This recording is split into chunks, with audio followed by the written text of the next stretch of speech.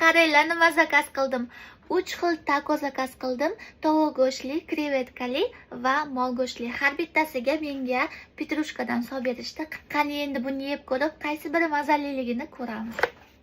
Birinchisi takoni qaranglar. Bu tovuq go'shtli taco ekan. Qani yeb ko'ramiz.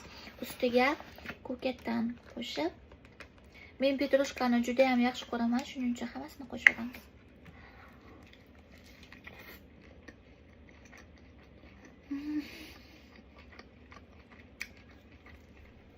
taco yaxshi ko'radiganlar bormi? Ichi rosa sochli ekan. Jalapenosi ham bor ekan ichida. Pomidor, piyoz, jalapeno, tovuq go'shti va souslari bor ekan.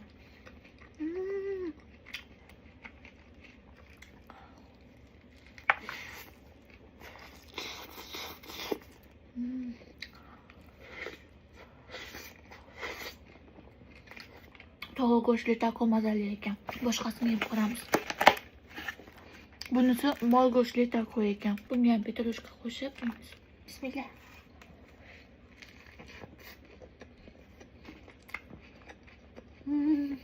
Mol go'shtligisi mazaliroq ekan. Wow.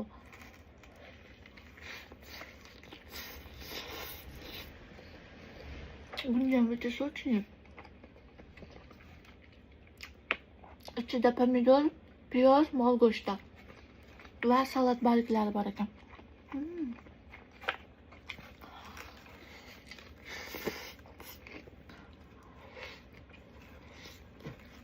Endi oxirgisini yeb ko'ramiz. Bunisi krevetkali taco. Wow. Qaranglar.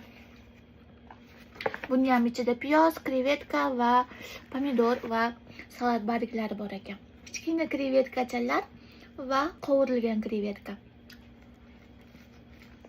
Men krevetkali taconi birinchi marta yeb ko'rishim.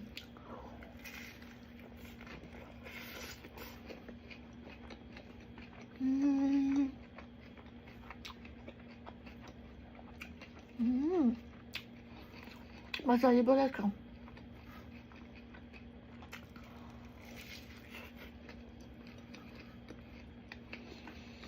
Ichida qovurilgan krevetka borligi uchun mazali.